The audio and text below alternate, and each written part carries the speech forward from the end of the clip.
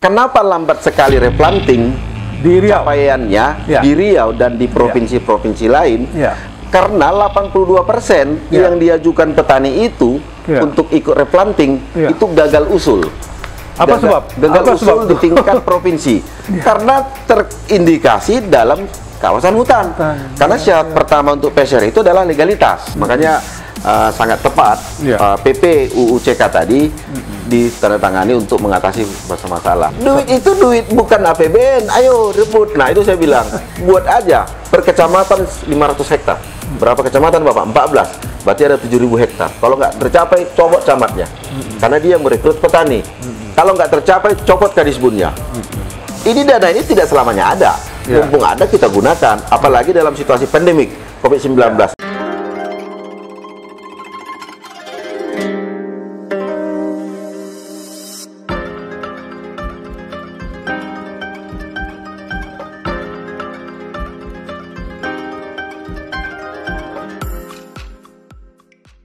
Assalamualaikum warahmatullahi wabarakatuh.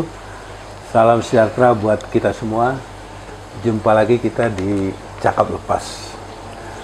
Hari ini kami sengaja bertemu dengan Asosiasi Petani Kelapa Sawit Indonesia. Asosiasi ini bergerak di bidang, tentu di bidang sawit lah ya kan. Dan sengaja kami mengundang di sini.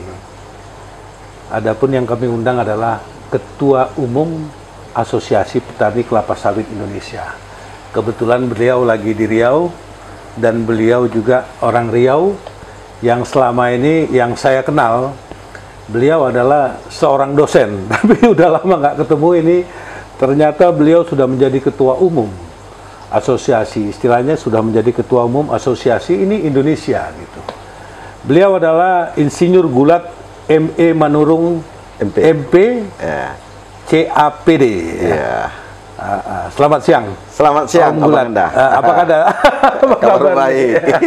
Udah lama nih kita nggak ketemu ya. Lama sekali. Tahu-tahu saya udah lama juga tahu Apkasindo nih, Om Gulat ya kan. Tapi selama ini saya tahu Om Gulat ini Ketua Apkasindo Riau ya. Tapi sekarang sudah jadi Ketua Umum ya. Sudah 2 tahun. Sudah 2 tahun jadi Ketua Umum Apkasindo. Berarti wawasan se-Indonesia ini. Iya, kita di 22 provinsi perwakilannya. Dan 144 kabupaten kota. 144 kabupaten kota. Ya, kalau kantor pusat kita di kantor Kementerian Pertanian di Gedung C di Ragunan. Jadi banyak di pusat lah ya. Karena Ketua Umum ya. Iya, lebih sering. Tetapi karena di Jakarta juga kita buat juga kantor sekretariat itu di Tamrin City, di komplek perkantoran bisnis Tamrin City, lantai 7. Jadi di sana kita buat kantor pusatnya karena di sana terbatas pergerakan karena petani suka datang. Kita sewa lagi kantor yang cukup besar di Tamrin City Bisnis. Banyak juga anggotanya, berarti 22 provinsi, 144 kabupaten ya. Kira-kira Apkasindo ini apa sih? Ini apa bentuknya, apa gitu Apkasindo nih? Om Gulat, banyak juga orang nggak tahu kan. Cobalah. Jadi Apkasindo ini kan Asosiasi Petani Kelapa Sawit Indonesia. Ini didirikan tahun 2000. Berarti kan 20 tahun lalu. Nah, sudah lama ya. 20 tahun lalu. Ini adalah diinisiasi oleh Dirjen Perkebunan saat itu, Bapak Profesor Dr. Agus Papahan. Nah, setelah berjalannya waktu, organisasi ini kan makin menjadi besar. Sudah tersebar di 144 kabupaten kota seluruh Indonesia. Dan merupakan salah satu stakeholder yang mitra pemerintah. Karena ini didirikan sebenarnya untuk menjembatani kepentingan petani dalam kebijakan pemerintah dan sebaliknya, bagaimana kebijakan pemerintah bisa diaplikasikan di petani. Jadi dia dua arah. Nah, makanya organisasi ini adalah organisasi yang memang dilahirkan oleh pemerintah. Makanya kita selalu mengikut beberapa hal yang garis kebijakan. Tapi banyak juga yang kita harus bersaling bantah dengan pemerintah kalau tidak cocok. Seperti kemarin masalah peraturan pemerintah tentang Undang-Undang Cipta Kerja. Ya, Undang-Undang Cipta Kerja ya. Kita protes. Nah, kita protes karena disebut di situ pidana bagi petani sawit dalam kawasan hutan. Nah, kita surati Presiden sampai 2 kali. Alhamdulillah yang sudah ditekan Presiden hilang. Pidananya. Pidana. Nah, itu yang semua disyukuri oleh semua petani sawit Indonesia, bahwa yang terlanjur di dalam kawasan hutan tidak dipidana, tapi didenda. Ya. Hanya kan ada aturan mainnya. Ya, Denda. Tapi PP-nya udah keluar ya? Sudah, tanggal 2 Februari lalu. Itu enggak, maksud saya ini Om Gulat sebagai ketua umum Alkasindo bisa cerita lah. Iya. Kira-kira untuk Riau ini bagaimana, Om? Iya. Dengan keluarnya Undang-Undang Cipta Kerja tadi, PP juga sudah keluar. Nah, untuk petani-petani sawit kita, ini gimana gitu? Sebenarnya apa masalahnya kira-kira? Dengan keluarnya PP tadi sebenarnya itu memecahkan mitos yang selama ini menganggap bahwa hanya dengan pidana itu bisa diselesaikan. Ternyata dengan kejelian daripada seorang Presiden Jokowi, pidana tidak adalah solusi, tapi negara butuh kepastian. Demikian juga petani, legalitas. Nah, dengan adanya itu berarti rekan-rekan petani dimanapun berada yang terlanjur dalam kawasan hutan sudah diberikan gerbong untuk menyelesaikan permasalahannya yang disebut dengan denda. Nah, itu kita syukuri. Nah, kaitannya kepada topik kita ini tentang replanting adalah karena kendala utama kenapa lambat sekali replanting di Riau, capaiannya di Riau dan di provinsi-provinsi lain, karena 82% yang diajukan petani itu untuk ikut replanting itu gagal usul. Gagal usul di tingkat provinsi karena terindikasi dalam kawasan hutan. Karena syarat pertama untuk PCR itu adalah legalitas. Jadi ini sebenarnya gayung bersambut dengan program Presiden, termasuk dalam hal ini adalah Undang-Undang Cipta Kerja tadi. Undang Cipta Kerja dia saling support dengan rencana strategis pemerintah di peremajaan sawit rakyat. Ini hubungannya juga kepada ketahanan energi. Ini kan saling bersambut-sambutan ini. Kalau ini satu tidak beres, maka yang lain akan terganggu. Presiden menginginkan dalam rantai pasok biodiesel atau energi baru terbarukan, itu diharapkan 41% itu berasal dari petani. Bauran daripada minyak sawit dengan solar. Kalau itu tidak tercapai dengan replanting ini, petani hanya penonton. Karena faktanya produktivitas petani sawit saat ini itu kurang lebih itu 600 kilo per hektar per bulan TBS. Bagaimana bisa untung? Nah, dengan adanya replanting, dia akan mencapai 2,4 sampai 3,2 ton TBS per hektar dengan bibit-bibit yang super hibrid. Nah, ini replanting ini yang saya bilang tadi semuanya saling kait-mengkait, tidak saling lepas. Makanya sangat tepat PP UU CK tadi ditandatangani untuk mengatasi masalah. Memang UU CK dalam turunan itu belum sepenuhnya mengakomodir keinginan petani, tetapi niat dari pemerintah menyelesaikan step by step itu sudah cukup bagus. Nah, sumpalnya itu sudah dipecah.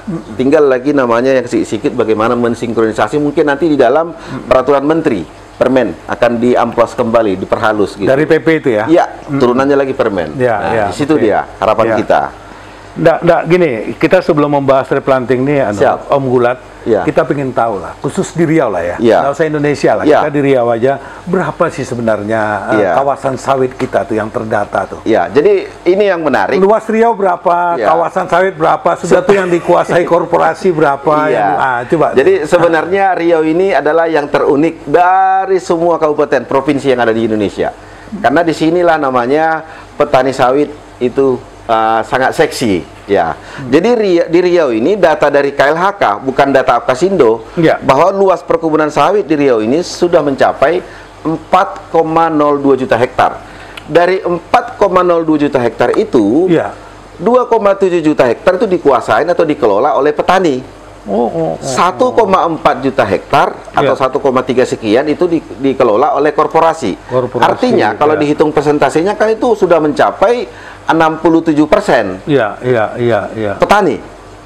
Hanya kurang lebih itu 33% korporasi. Ini kan cukup seksi cukup berpengaruh. Jadi kalau terjadi saat ini pandemi COVID-19, Riau sangat bagus pertumbuhan ekonominya. Itu dikarenakan karena petani itu lebih dominan dari korporasi. Artinya perputaran ekonomi itu multiplier efeknya itu menurut Profesor Almasdi itu sangat signifikan di Riau. Makanya beberapa teman-teman yang datang ke Riau dia terkejut. Kok sama sekali nggak ada perbedaan. Pengaruh ya, nah, nampaknya. kembali tadi kepada luas tadi. Jadi dari 4,02 juta hektar petani 2,7 ini yang membuat selama ini tidak terbuka data. Tapi dengan KLHK sudah mengekspos datanya, ternyata dari 2,7 hektar itu 1,7 juta hektar, 1,6 juta hektar petani sawit itu dalam kawasan hutan. Aduh, kan gitu. Selama ini kan yang dituduh teman-teman dari korporasi. Istilahnya yang 1,6 juta ini yang ilegal lah, gitu ya kan? Iya, saya pikir, bahasanya lah. Saya pikir tidak baik kita bilang ilegal. Artinya ilegal itu kan banyak faktor. Tapi saya lebih mengatakan keterlanjuran. Oke. Karena tidak ada tanda-tanda. Coba tanya kepada petani, mereka tidak tahu itu kawasan hutan, tidak ada tanda-tanda. Sementara korporasi 1,3 juta hektar, korporasi itu hanya 33.000 hektar dalam kawasan hutan. Wow. Jadi yang selama ini di demo itu bukan korporasi. Patutlah teman-teman korporasi ketika ada demo diam aja. Ngopi cantik. Kenapa? Bukan kami kok. Tapi karena data ini tidak pernah dibuka, setelah KLHK Desember 2020 mengekspos datanya, kami terkejut lah. Rupanya kita petani yang dalam kawasan hutan. Pertanyaannya kenapa? Sederhana. Karena yang ngurusin petani selama ini nggak ada. Kalau korporasi dia ada. Namanya itu manajemen legal. Mengurus, menginventarisasi, melaporkan ke KLHK. Kalau kita siapa yang ngurus? Satu. Yang kedua, terkadang berubah-ubah warna. Kadang warna kayak masker abang, kuning. Kuning ini adalah misalnya disebut dengan kawasan hutan konversi. Kadang-kadang warna pink, kadang-kadang putih. Nah, kami kan nggak tahu yang mana yang putih. Yang putihnya kami kadang-kadang hilang, berubah menjadi warna pink. Kemana perginya? Nggak tahu. Nah, itu fakta yang terjadi. Kita tidak menyalahkan siapapun atas kejadian ini. Tetapi kilometer nol, setelah PP tentang Undang-Undang Cipta Kerja ditandatangani oleh Presiden, maka di saat inilah kita harus bangkit, move on, hijrah dari yang selama ini hanya saling menyalahkan ini. Udah. Jadi 1,6 juta tadi ada jalan keluar ya? Ada jalan keluar. Semenjak ada Cipta Kerja nih di PP-nya. Di PP. Nah, kira-kira apa itu? Nah, jadi yang paling kita syukuri petani sawit adalah tidak ada pidana. Ini yang kami sebut ketika itu di revisi pertama RPP kemarin, kita langsung protes ke Presiden, kita surati. Alhamdulillah ditanggapi oleh Pak Jokowi. Hilanglah pasal pidana. Jadi di dalam PP tersebut diberikan 3 gerbong solusi menyelesaikan petani sawit dalam kawasan hutan. Saya bicara petani ya Pak yang pertama disebut, gerbong pertama disebut jika dia dalam kawasan hutan produksi HP memiliki izin yang disebut dengan STDB kalau petani, IUP kalau korporasi. Kalau dia punya STDB, dia hanya membayar namanya iuran kehutanan. Setelah itu dilepas.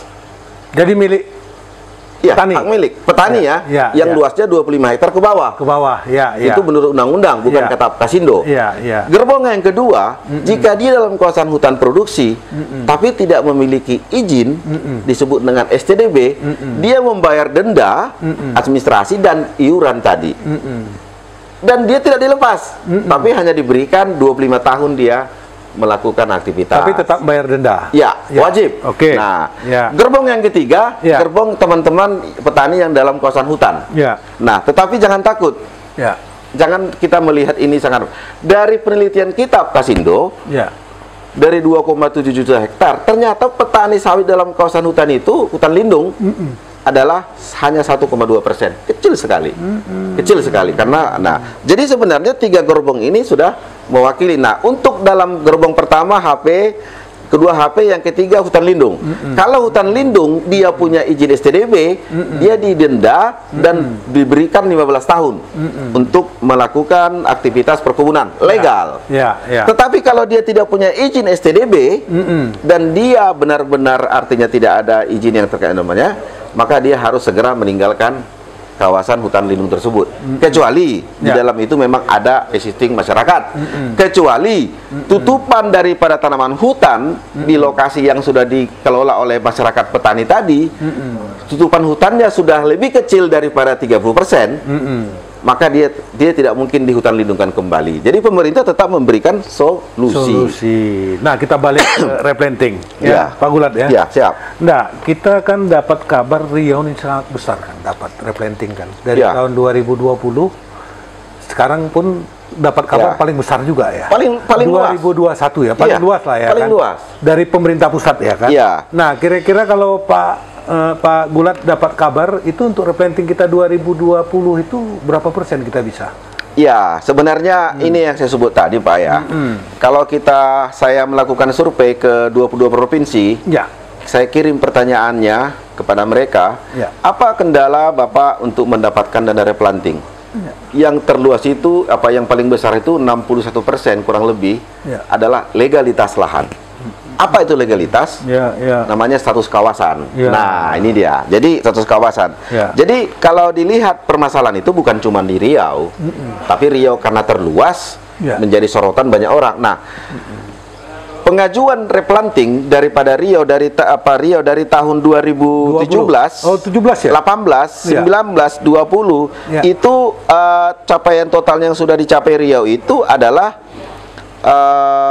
artinya yang sudah digunakan kurang lebih 20.000 hektar, ya kan? Nah, tetapi ada kendala yang penting kita lihat di sini. Dari yang sudah dianggarkan untuk Riau itu, Ya. ternyata duit yang masuk itu adalah 741 miliar dari tahun 2017 loh. Ini data ini saya dapat dari Harusnya berapa kita? Ya, harusnya enggak, kalau itu enggak segitu. yang kita dapat. Ya. Ya, yang bisa kita harusnya laksanakan. didapat. Ya. Ya, dari luas kita. Ya, dari 4,7. Iya. Ya.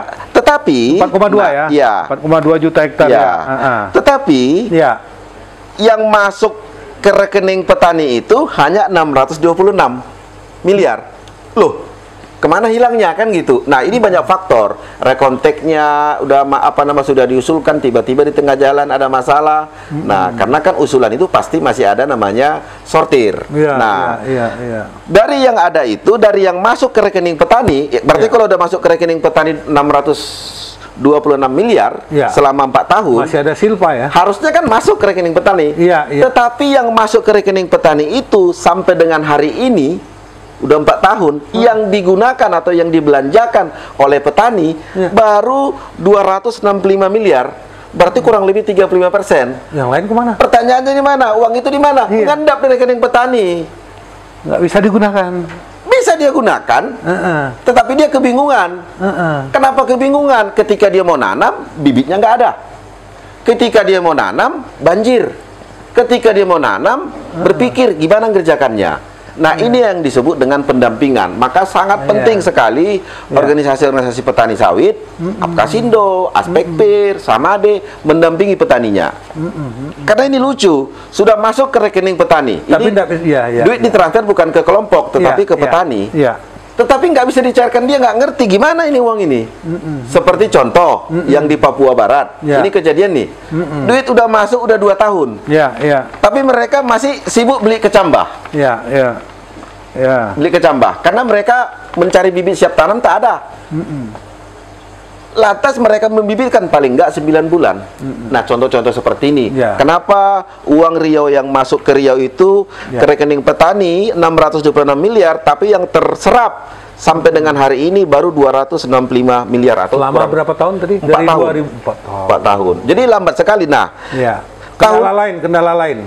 Ya. Termasuk legal anu tadi. Ya, jadi kendala-kendala yang signifikan sekali. Ya. Nah, tentu kan kita melihat duit dikasih 30 juta. Ya. Pertanyaannya, Bang, duit itu siapa sih? Itu bukan duit APBN, bukan juga duit APBD. Itu duit petani yang dikumpul oleh BPDPKS di bawah Kementerian Pertanian. Setiap ekspor 1 ton CPO di pintu gerbang pelabuhan itu dipungut sebesar per hari ini 255 US dollar. Kalau kita berbanding dengan ekspor tahun lalu CPO kita, berarti potensi terkumpulnya uang dari BPDPKS dari ekspor CPO dikalikan dengan 255 US dollar adalah 117 triliun. Pertanyaannya, duit ini kemana saja? Salah satu adalah ke replanting, PSR yang kita bicarakan hari ini. Nah, jadi kalau dilihat, kalau dia dikatakan replanting, tentu namanya petani, dari sawit ke sawit. Sebenarnya duit ini duit siapa?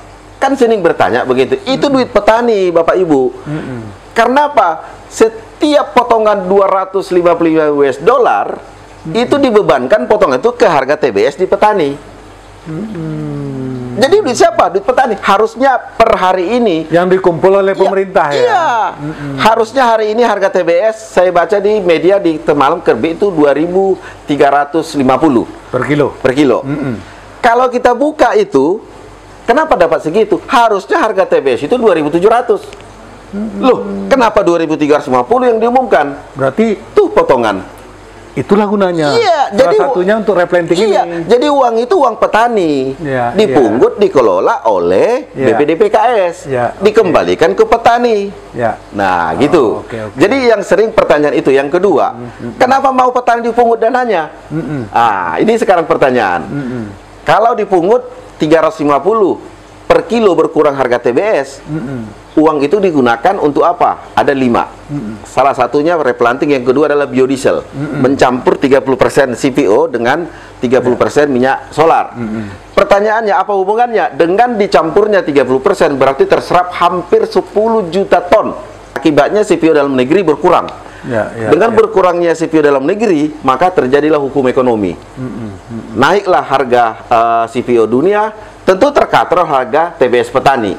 Prinsip saya give 350, tapi saya dapat penambahan harga TBS saya 1.200. Kenapa tidak? Perbanding, sebelum ada B30 yang ditandatangani oleh Presiden Jokowi akhir tahun 2019, dimulai dari startnya berlaku 2020 Januari, sebelum Januari 2020, harga TBS nggak pernah lewat dari 1.200. Itu pasti itu. Tetapi setelah B30 diluncur sama Presiden, harga TBS langsung 2.000. Kenapa? Ini namanya hukum ekonomi. Dengan serapan tinggi domestik dalam negeri CPO sampai 10 juta ton, CPO mengakibatkan kelangkaan CPO dunia. Akan terjadi tarik menarik. Itu baru 2. Katanya 5. Yang kedua, yang ketiga. Yang ketiga itu namanya itu adalah SDM petani. Melatih petani, menyekolahkan anak petani, buruh tani, Kemana duitnya kita minta kalau yang gitu-gitu tuh? Ke BPDPKS. Bisa petani ngajukan ke sana? Bisa melalui program. Program lewat Apkasindo? Bisa Apkasindo, bisa langsung. Nggak masalah. Itu sangat terbukanya. Nah, menyekolahkan anak buruh tani, anak supir truk, anak-anak miskin di pedesaan, anak-anak pesantren yang baru di launching sama Wapres, itu lebih dari situ. Nah, yang keempat adalah itu biaya namanya kampanye positif dan media. Nah, ini yang saya sebut Pak Direktur Utama BPDPKS sudah mengatakan tahun 2001 kita ofensif. Selama ini kan menunggu. Nah, makanya peran media sangat penting melakukan kampanye positif. Yang kelima adalah riset. Penelitian. Nah, ini kan baru-baru ini kan Jadi universitas bisa juga ngajukan. Semua, termasuk Universitas Riau, dari UGM, ITB mengajukan semua ke sana. Namanya Grand Reset. Nah, baru-baru ini sedang bersaing. Tapi khusus untuk petani ya? Khusus untuk bicara sawit. Sawit ya. Nah, sawit. Sawit. Nah, jadi kalau saya pikir 1 2 3 4 5 tadi adalah satu yang baik ya. Tidak menggunakan APBN, tidak menggunakan apa namanya APBD, makanya petani saya itu keren. Dana yang terkumpul di BPDPKS itu adalah 41% keringat daripada petani. Makanya saya bilang jangan pernah hina petani. Karena dengan itulah maka Indonesia ini selamat. Petani sawit. Petani sawit. Nah, karena apapun ceritanya, sawit itu adalah kita. Itu yang harus kita tanamkan. Sawit itu Indonesia. Anugerah terbaik, terindah bagi Indonesia adalah sawit. Kenapa nggak bisa tumbuh di Thailand? Kenapa di Indonesia ditambah ada hidup sendiri? Nah, yuk kita jaga sawit Indonesia, gitu loh. Oke, kawan-kawan, kita break sebentar.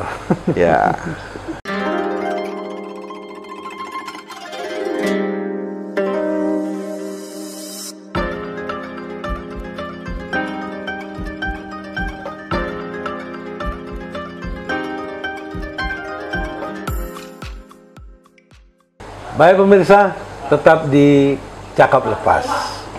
Om Gulat, ini kan tadi Om Gulat udah cerita nih. Apa sih syarat-syarat petani sawit itu untuk mengejar dana tadi itu? Jadi sebenarnya ya sangat sederhana ya. Ketika 3 tahun lalu syarat-syarat PSR itu ada 14. Maka petani menyurati dirjen, dirubah 8. Enggak juga kita puas, surati tinggal 4, terakhir tinggal 2. Luar biasa, memang move on daripada pemerintah untuk membantu petani. 2 itu adalah satu harus berkelompok, tidak bisa orang per orang. Bikin apa? Koperasi atau kelompok tani? Kelompok tani ya. Ya. Okay. Satu koperasi atau satu kelompok tani minimum 50 hektar. Minimum. Biasanya orang dibatasi maksimum. Ini minimum 50. Mau 1000 hektar kau, mau 2000 terserah. Luar biasa. Satu kakak maksimum 4 hektar.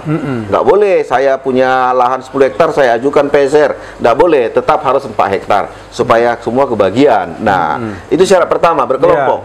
Syarat kedua adalah legalitas tanah. Itu surat. Dulu harus sertifikat. Sekarang nggak bisa, harus surat giri pun boleh. Surat sempadan aja pun boleh, asal diketahui kepala desa. Nah, legalitas ini juga terkait dengan status kawasan. Ini yang saya bilang tadi. Yang 1,6 tadi. Iya. Jadi 82% gagal usul karena itu. Nah, dengan adanya PP tadi akan terbantulah teman-teman yang lain. Apa tadi istilahnya? Bukan ilegal ya? Keterlanjuran. Keterlanjuran. Nah, jadi gitu. Jadi syarat-syarat tadi lah yang harus dipenuhi ketika teman-teman petani sawit akan mengajukan PSR. 1 hektar itu 30 juta. 30 juta per hektar. Nah, kalau tahun ini Pak Gubernur dikasih mandat untuk mereplanting seluas 26.500 hektar 2021. Yes. Berarti akan masuk duit ke Riau hampir 1 triliun. 750 miliar kurang lebih. Untuk berapa hektar tuh? Untuk 26.500 hektar. Nah, jadi sebenarnya apa ya? Menurut saya ini cukup seksi ya. Karena dana replanting itu pas katakan di Kabupaten Rokan Hilir. Uang itu pasti berputar di situ. 1 hektar 30 juta. Nah, jadi hal-hal seperti ini yang saya bilang, yuk kita rebut. Kendala daripada PSR yang sampai ini terjadi adalah sawit dalam kawasan hutan. Clear melalui PP Undang-Undang Cipta Kerja. Yang kedua, petani banyak nggak tahu. Nah, makanya kemarin aku sedikit agak sedikit idenya agak nyeleneh. Bagaimana kalau kita undang anggota-anggota DPRD yang ada di Riau, kota maupun provinsi berdasarkan dari partainya. Apkasindo akan datang melakukan sosialisasi ke kantor mereka. Alhamdulillah yang langsung nangkap itu PDI. PDI yang seluruh anggota DPRD di seluruh kabupaten kota berkumpul di kantornya, kami datang. Kita kasihkan penjelasan. Mereka ternyata banyak juga yang belum menguasai secara utuh. Sekarang mereka semua bekerja. Karena saya bilang begini, Bapak mau terpilih lagi Pak DPRD 2024? Mau lah Pak. Cari di tempat Bapak berada, di Bapak terpilih, paling tidak 1000 hektar. Ajukan ke petani. Kalau 1000 hektar paling tidak itu sudah 3000 suara terjamin untuk 2024. Kenapa? Selama 3,5 tahun mereka akan tergantung dengan dana PSR ini. Maka Bapak akan dikenang. Gampang. Nah, jadi kepada Partai Golkar, PKB, Gerindra kemarin sudah sampaikan tinggal mencari waktu lagi. Ini cara kita untuk sosialisasi karena dengan menggunakan anggota dewan ini akan lebih efektif karena mereka semua berada di ujung daripada strata kemasyarakatan di desa-desa. Nah, kendala yang ketiga adalah petani ini tidak ada pendamping. Pendamping yang dimaksud ini adalah petani tetap petani, Pak. Sekalipun kami mengatakan petani sudah generasi kedua, sudah lebih 68% sudah berpendidikan tamat SMA, tapi kalau nggak ada pendamping mereka tetap meraba. Ini dari mana pendampingnya harusnya? Diharapkan dari mana? Pendamping itu bisa dari Apkasindo, bisa dari Samade, bisa dari Aspekpir, bisa pemerintah, dari Pemda, pemerintah. Bisa juga dari kelompok-kelompok LSM swadaya masyarakat lainnya mendampingi. Nah, ini kan yang menjadi kendala selama ini, mendampingi mereka itu membuat RAB segala macam, melengkapi dokumen tidak ada. Maka oleh karena itu tidak ada alasan semua kita harus berjibagu membantu petani. Nah, sekarang kan sudah banyak alumni dari beasiswa BPDKS yang tadi saya bilang disekolahkan ke 6 kampus terbaik. Salah satunya kan di Riau, di Kampar, namanya Politeknik Perkebunan Sawit Kampar. Itu kan bagus sekali. Ada ya? Iya, 14 provinsi ada di sana. Anak Papua pun ada di situ. Punya siapa tuh? Saya nggak tahu, baru tahu saya. Pemda Kampar. Setahu saya Pemda Kampar, kalau saya yayasan mungkin ya, kerjasama mungkin. Nah, di sana itu ada kurang lebih dari 14 provinsi ya, anak-anak petani dari seluruh Indonesia disekolahkan di sana, termasuk dari saudara kita dari Papua. Nanti mereka tamat kan bisa dipakai untuk pendamping petani dan di kampus-kampus lainnya. Nah, ini yang saya sebut alumni-alumni bisa jadi pendamping. Kendala 1, 2, 3 tadi apabila ini di fix jadi satu, clear. Kalau dulunya mungkin awal-awal 2017-18 mungkin aduh susah gimana, sekarang sudah gampang. Sudah gampang ya. Tidak cuman ya butuh kurang lebih 1 bulan sudah naik tayang keluar Rekomtek. Nah, nih Pak, dari kita bicara tadi, semua hal tadi itu, kira-kira apa peran pemerintah daerah di sini, Pak? Iya, pemerintah daerah begini ya, Bapak Ibu. Ini dari Apkasindo lah ya, atas nama petani sawit. Iya. Bapak Ibu daripada pejabat di Dinas Perkebunan Kabupaten Kota, yuklah move on lah. Jangan melihat ini proyek. Itu dia. Ini dana kami petani dititip kepada BPDPKS dikelola, bantu kami melalui sosialisasi program yang Bapak punya, melalui program-program Bapak. Dan saya menghimbau meminta kepada bupati-bupati wali kota, buat saja target capaian kinerja seorang kepala dinas. Salah satunya adalah capaian PSR. Semakin banyak petani yang mendapat dana PSR, kan semakin bagus pencapaian programnya. Kalau nggak tercapai, copot aja kadisbunnya. Oh, itu di bawah dinas perkebunan. Ya, karena rekonteknya rekomendasi awalnya tetap dari Disbun kabupaten, naik ke Disbun provinsi, naik ke Dirjen Bun, baru ke BPDPKS, cair barang tuh. Tapi kalau di bawah sudah macet, kacau kita. Nah, maka itu bupati-bupati sekarang wali kota harus membuat indikator capaian kinerja dari seorang Kadisbun adalah capaian PSR. Kalaulah di Rokan Hilir bisa mereka mencapai 5.000 hektar tahun ini target, 6.000 hektar, berarti 180 miliar uang sudah berputar di sana. Untuk replanting tadi? Iya. Yang pada hari ini sawitnya sebelum direplanting paling harganya itu sekitar 50 sampai 80 juta per hektar. Ketika sudah direplanting, harga sawitnya, harga kebunnya bisa mencapai 200 juta. Berarti kalau 200 juta dikali dengan 6.000 hektar, sudah ada di sana duit berputar 12 triliun. Duit itu duit bukan APBN, ayo rebut. Nah, itu saya bilang. Kemarin banyak bertanya, Pak Gulat bagaimana mencapai target itu? Buat aja per kecamatan 500 hektar. Berapa kecamatan Bapak? 14. Berarti ada 7.000 hektar. Kalau nggak tercapai, copot camatnya. Karena dia merekrut petani. Kalau nggak tercapai, copot kadisbunnya. Ini dana ini tidak selamanya ada. Mumpung ada kita gunakan. Apalagi dalam situasi pandemik COVID-19. Nah, kendala yang keempat ini yang kalau untuk plasma inti. Saya dengar kenapa petani plasmanya belum direplanting, petani kerjasama dengan perusahaan. Petaninya takut ketika ditumbang mereka makan apa. Nah, beberapa korporasi perusahaan itu sudah melakukan tindakan seni.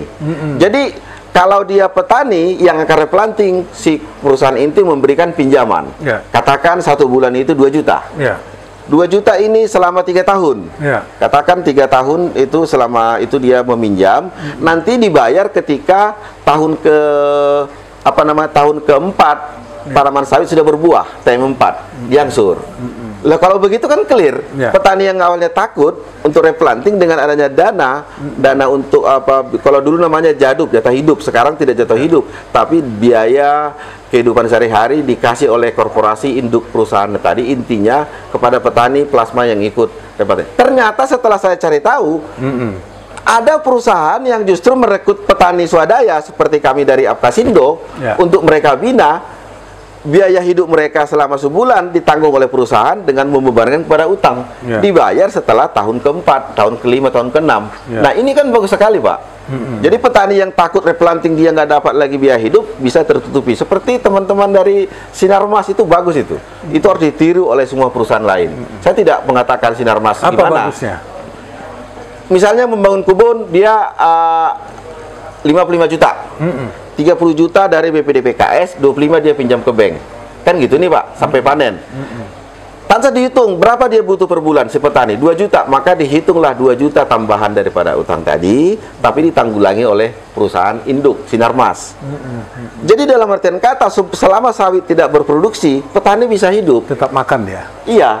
Diberikan utang. pinjaman dari induknya tadi perusahaan, dan itu ternyata dilakukan Sinarmas bukan hanya pada petani plasmanya saja, tapi petani-petani mandiri yang ada di seputaran kebunnya. Saya baru tahu itu, makanya saya bilang, wah keren sekali nih. Saya pikir dia hanya peduli kepada petani plasma mitranya. Ternyata petani sekitar dirangkul, yuk, come on, kenapa nggak mau replanting? Oh nanti saya nggak makan, oke, kita tanggung biayanya, dibayar belakangan.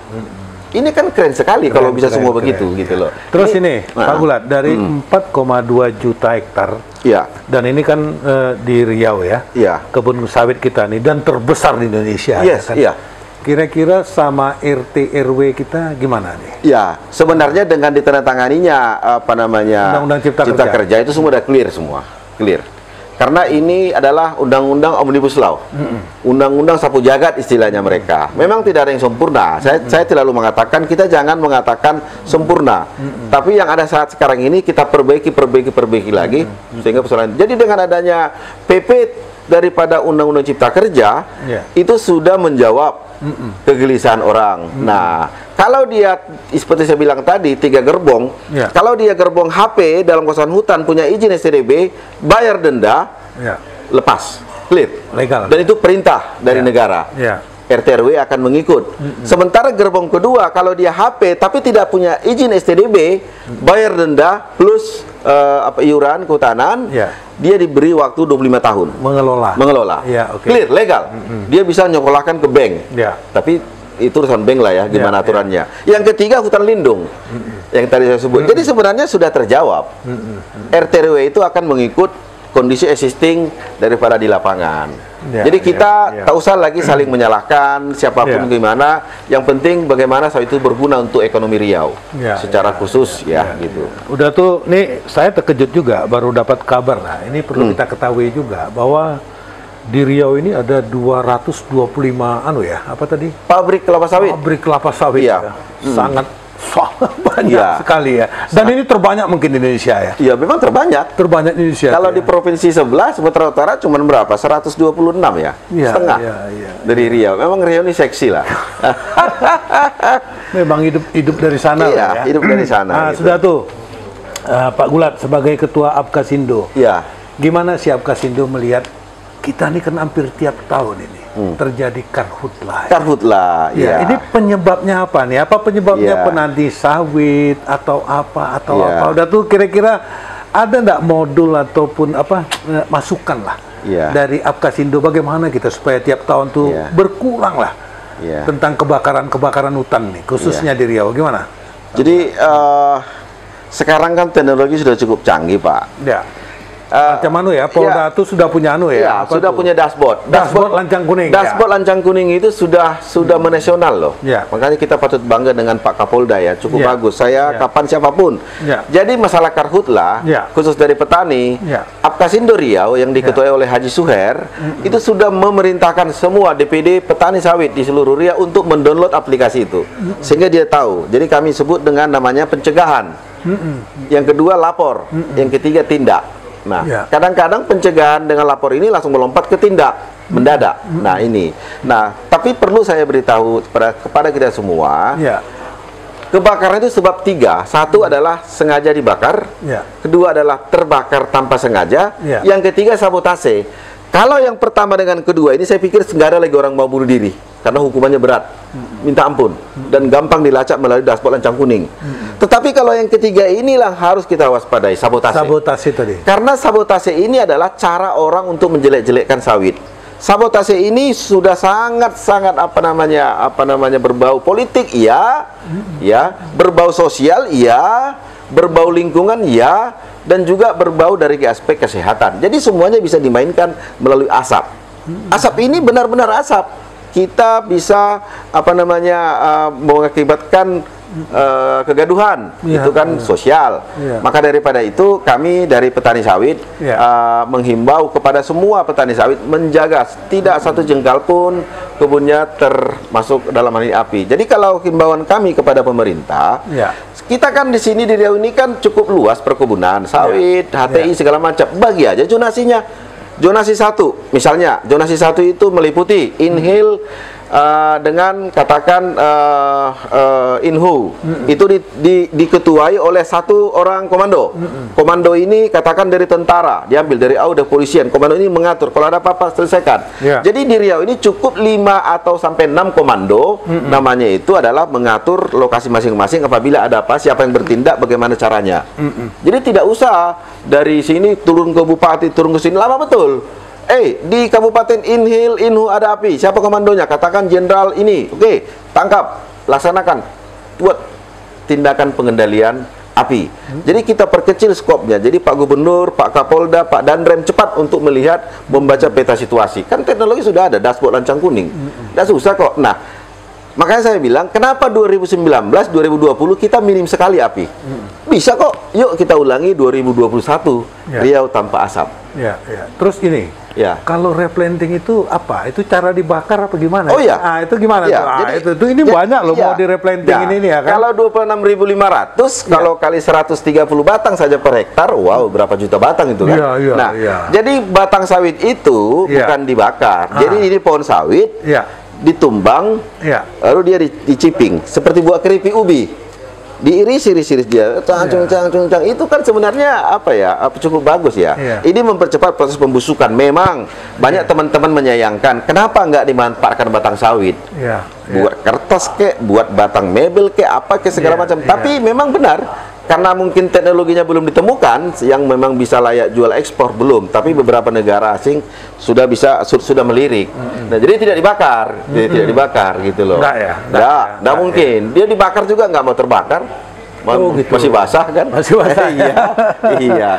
Saya takutnya kalau dibakar kan wah itu gawat. Justru dia dicincang supaya cepat membusuk. Jadi kembali dia lagi ke tanah, menjadi pembenah tanah. Malah jadi pupuk dia. Pupuk dia. Jadi pupuk dia dikembalikan gitu loh. Memang banyak ide-ide gimana kalau kita buat mebel gitu loh. Nah, kembali tadi masalah PSR ini. Jadi sebenarnya PSR di Riau ini yang mencapai 1 triliun duit masuk ini bisa digunakan untuk pengembangan ekonomi situasi pandemik sekarang.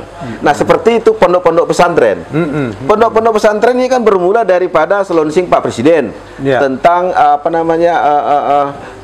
pemberdayaan santripreneur berbasis sawit. Lantas Pak Gubernur Riau sebagai salah satu narasumber bicara di forum itu. Lantas saya lihat, kata Pak Gubernur, di Riau itu ada 363 pondok pesantren berpotensi untuk masuk ke rantai pasok daripada ada program Apkasindo. Nah itu dia. Nah, jadi kami ajukan ke Pak Wapres. Kami temui staf khusus Wapres Kiai Haji Imam Aziz. Dia terkejut. Idenya bagus sekali. Replanting di Riau ini kita buatlah dulu miniatur Riau, karena saya sebagai ketua umum tentu harus mewakili 22 provinsi. Riau kita buat dulu miniatur. Riau itu 26.500 hektar. Kalau dikali dengan 130 udah berapa juta bibit. Nah, kita lihat peta sebaran daripada pondok pesantren rata-rata berada di perkebunan-perkebunan. Jadi kita konsep persoalan replanting adalah ketidaktersediaan bibit siap tanam. Jadi kita membuat rantai pasok, bibit disediakan pondok pesantren, dibeli sama petani yang replanting. Kawinkan dia, kontrakkan. Satu batang 40.000. Kalau dia merawat 50.000, berarti sudah ada duit di situ, kurang lebih itu 2 miliar. Satu modal bibit satu batang sawit itu modalnya itu cuma 20.000, berarti dia 1 miliar perputaran duit selama untuk bibit 50.000. Itu saya sebut dengan rantai pasok. Ide ini kami sampaikan ke Pak Wapres, ke Pak staf khusus Menteri. Berapa bulan dari kecambah sampai bisa dijual? Jadi setelah kita sampaikan itu, sepakat kita buatlah kemarin namanya workshop. Kita kumpulkan pondok-pondok pesantren, 5 pondok pesantren per kabupaten. Kita latih, kita ajari, kita bawa ke Sinarmas pembibitannya. Nah, mereka langsung tangkap. Pembibitannya itu adalah 0 hari sampai kurang lebih 8 sampai 9 bulan. Siap tanam. Langsung bisa dijual. Tanam. Jadi pondok pesantren itu bertingkat, per 3 bulan dia buat lagi semayan baru. Kalau masyarakat biasa Pak, tidak orang pesantren, bisa enggak? Bisa. Dia pengen lah, pengen jadi anu lah jadi ya. penangkar bisa, tinggal mengurus truknya aja, surat izin tanda penangkar ke Dinas Perkebunan Provinsi. Bisa, harus ada itu, harus ada izin penangkar. Harus ada izin penangkar. Nah, gitu. Jadi semuanya ekonomi Riau bergerak dengan adanya PSR, termasuk pondok-pondok pesantren dan Apkasindo telah mengerjakan itu. Hari ini kita nanti sudah kerjasama ya? Nanti jam 16 kita akan rapat lanjutan bagaimana sistem pembiayaannya secara virtual. Kita break sebentar, tetap di Cakap Lepas.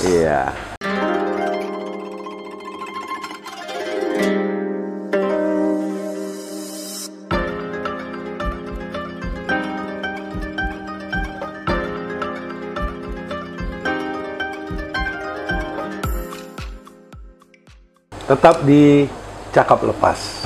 Om Gulat, Siap. ini kita mau tanya betul lah Ya, masalah peremajaan sawit rakyat tadi. ya, Tentang replanting ini kan yang paling penting. iya. Nah, kira-kira apa imbauan sebagai ketua Apkasindo nih? Ya, jadi Terhadap petani lah paling ya. utama. Ya. ya ini saatnya Iya. petani sawit di seluruh Indonesia Ya.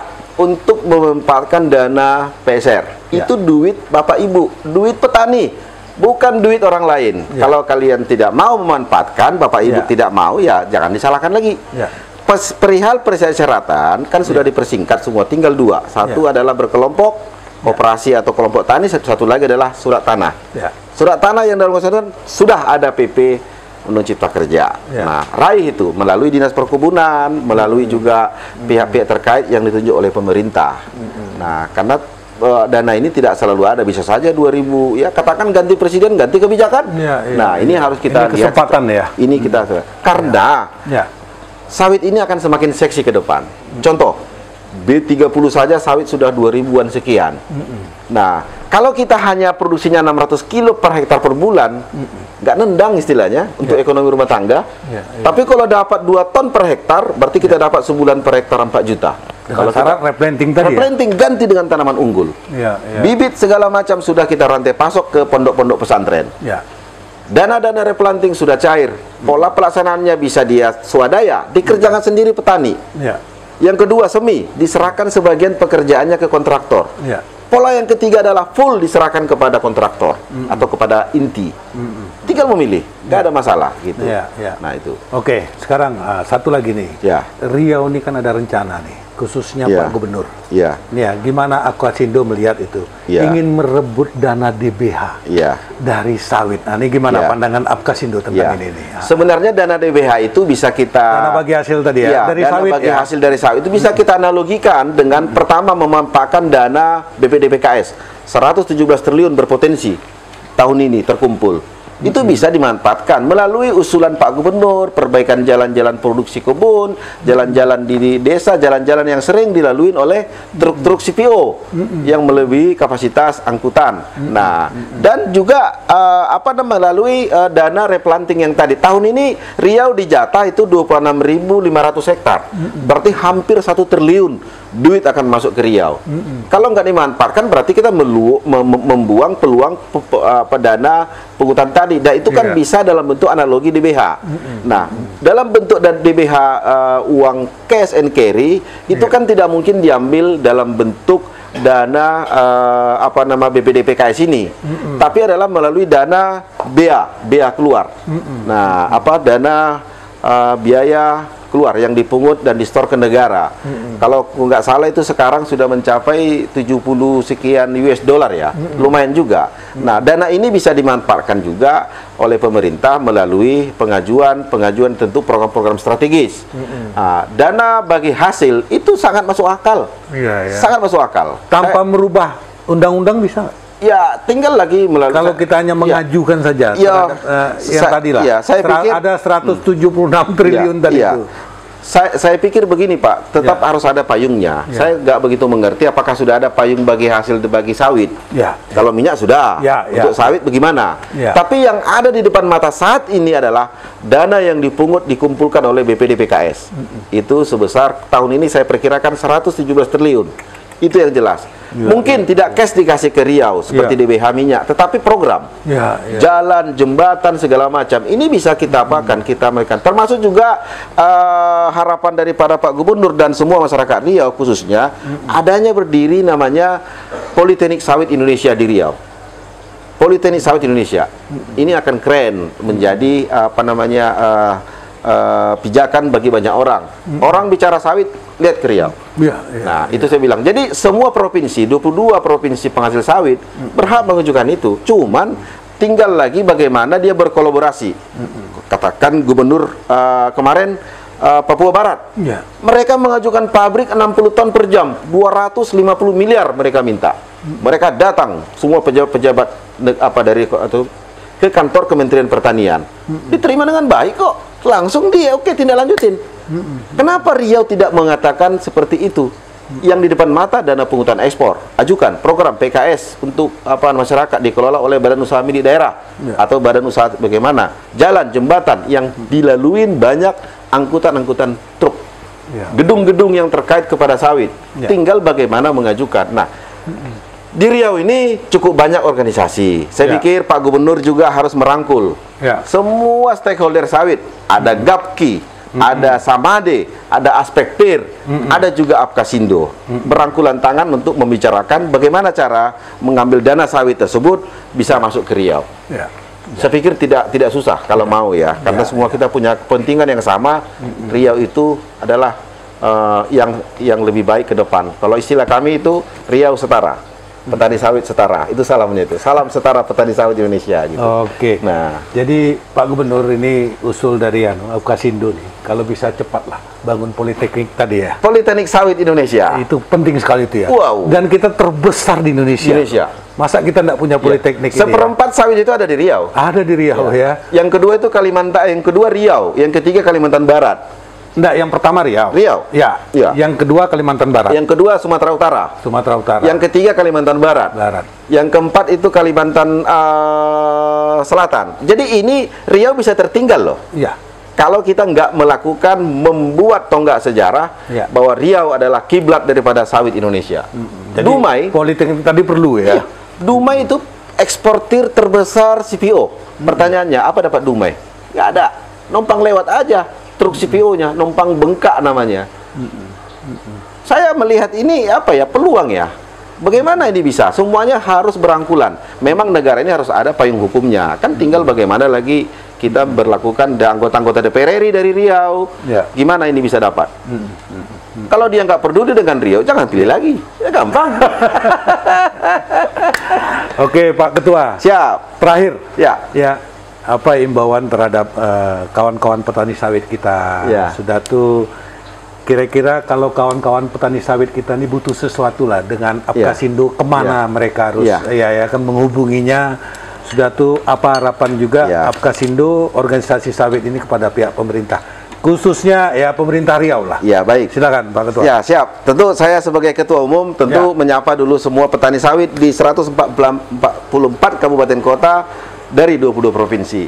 Petani sawit dimanapun berada, mencari kantor Apkasindo, carilah di Dinas Perkebunan, karena kantor kita pasti di Dinas Perkebunan, provinsi ataupun kabupaten. Itu alamatnya, karena kita base kita juga di Dirjen Perkebunan. Untuk Riau, kantor kita itu di Jalan Arifin Ahmad. Jalan Arifin Ahmad nomor 138 dengan nomor handphone yang bisa yang mengurusin PSR Riau ini itu diurus oleh Eko Jaya, SPMP C.Apo. Dia sudah masih anak muda tapi sudah high dalam pengalaman. Nah, yaitu dengan nomor handphone 0852 6116 4242 atas nama Eko Jaya. WA. Tanya ke dia 24 jam melayani. Kalau nggak clear melalui WA, datang ke kantor. Kami dengan senang hati. Makanya kantor ini selalu penuh. Kalau dilihat orang di luar mobil sampai parkir keluar, itu petani. Siapa aja lah bisa. Siapa saja. Mau konsultasi ya. Siapa saja. Nah, sekait dengan PSR kami siap 24 jam untuk membantu program Gubernur Riau yang berharap 26.500 itu adalah target minimum. Target daripada ini bisa juga diselesaikan melalui Pak Jul Kadisbun Provinsi yang cukup keren bersama petani. Salam hormat kami petani sawit di Provinsi Riau bersama Kadisbun dan juga tentu Pak Gubernur yang kami banggakan gitu. Dan Gubernur seluruh Indonesia lah ya. Yang 22 tadi ya. Jadi gini, kepada Bapak Gubernur, karena ini akan di-share kepada teman-teman di seluruh provinsi yang ada Apkasindo, Pak Gubernur dari 22 provinsi, yuk.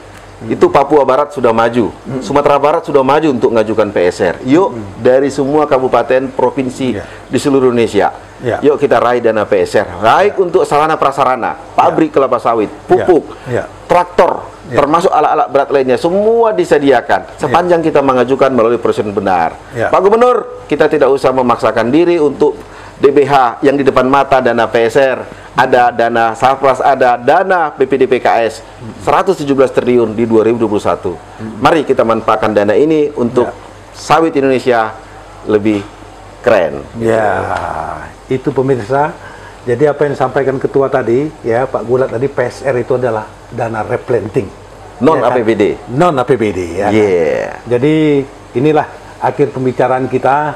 Kita sangat berterima kasih sekali dapat pengetahuan tentang sawit ini, khususnya untuk Riau lah, dan khususnya juga untuk anggota Apkasindo di seluruh Indonesia. Ada di 22 provinsi ya Pak ya. 22 provinsi, 144 kabupaten kota.